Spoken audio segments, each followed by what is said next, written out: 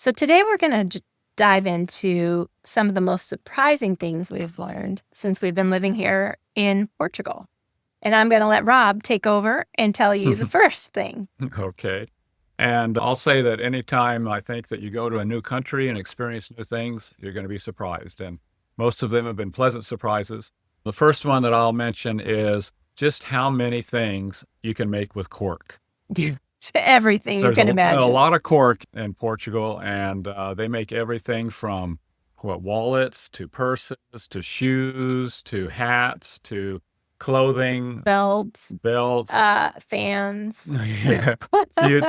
And in certain places, like in Lagos, they have rows of tents where vendors sell goods like dresses and clothing and toys. Cork, and a lot of cork. You know? And you see so many things that they make with cork. It's really kind of fun. And it's amazing that they can only do it, on one tree every... Yeah, so I think it's like a dozen years before a cork tree is old enough to take cork off its trunk.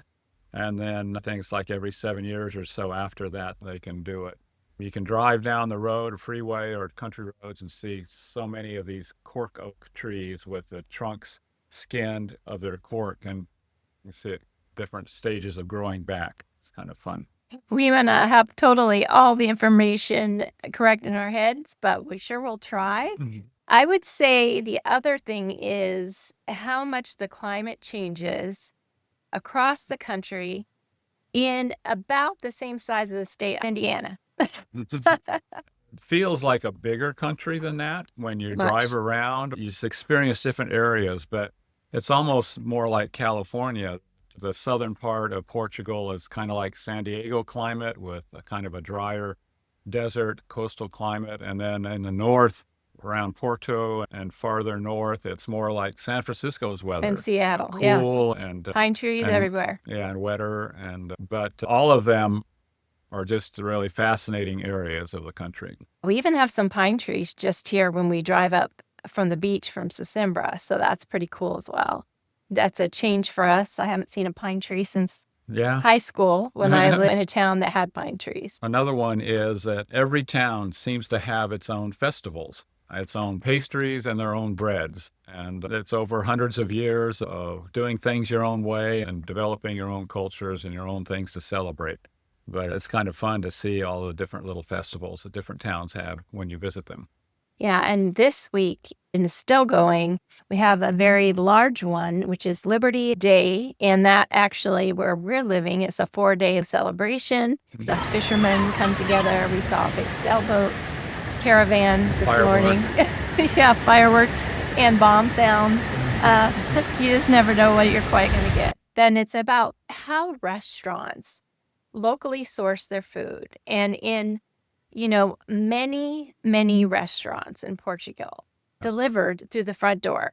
Now, of course, there's some bigger hotels, and when you get in the bigger areas, they might have a small loading dock, but still, that food is coming from such a close place. For the most part, the restaurants, and there are many, many restaurants as you walk around these old town areas, they're all family-owned, small restaurants, and they all have their own hours, and they have their own ways of doing things, and most of them have a larger outdoor sidewalk cafe area than they have indoors.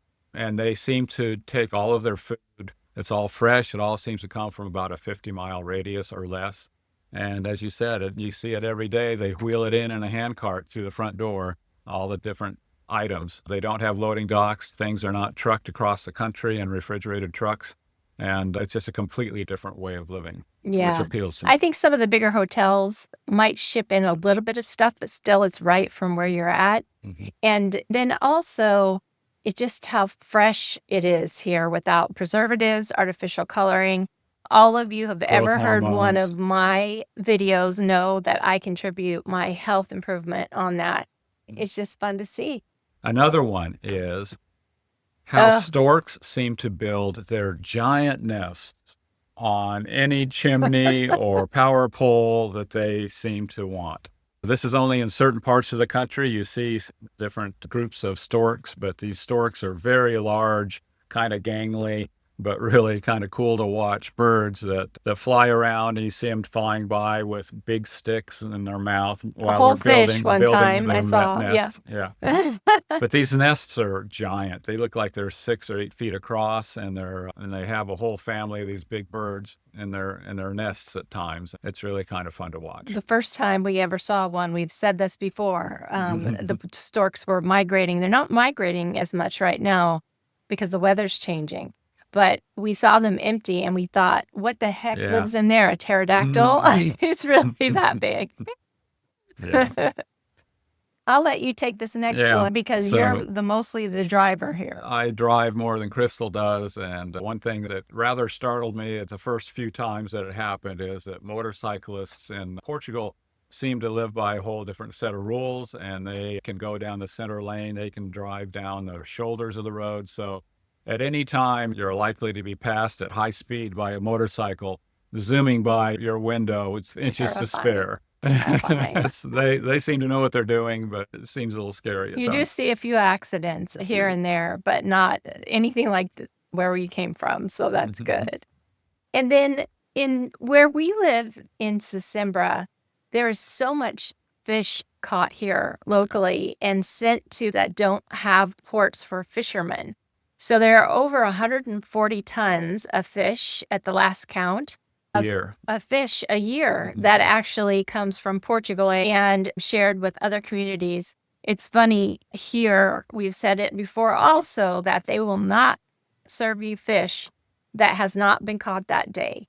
And I think you have to go really more into the interior of Portugal to get anything that might have been frozen. But even then, everything is so fresh. It's ridiculously fresh. They do serve cod throughout the country, which is salted and dried, and it's a different kind of a process. But sea bass, sea bream, all kinds of red snapper, all kinds of fish that you can get that is very fresh at any of these restaurants around here. It's so good, and trust me, you lose weight when you eat it, which I can't figure that out, but it's delicious.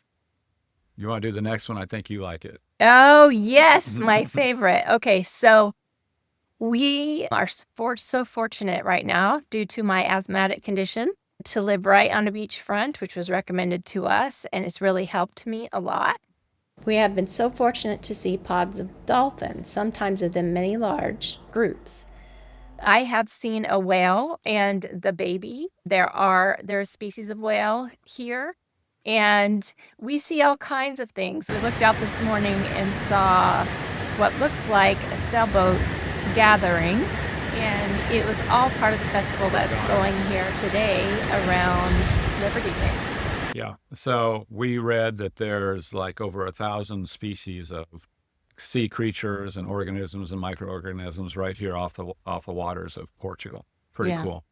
It's very cool. One other thing that we'll mention is that for being such a historic country, that Portugal seems to have the most modern and efficient high-speed internet system running through these historic old town environments. And it seems like an interesting juxtaposition. But we've been told that since Portugal was one of the last countries to install their nationwide internet system, that it's the most modern and still the most efficient, at least for the time being.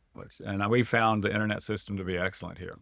Yeah. Again, you've all heard us talk about Portugal patience. That's the other side of it, learning that things go slow, but it's a very healthy thing to do, let me tell you. So we're so happy to be with you today, and thanks again for watching, and até já.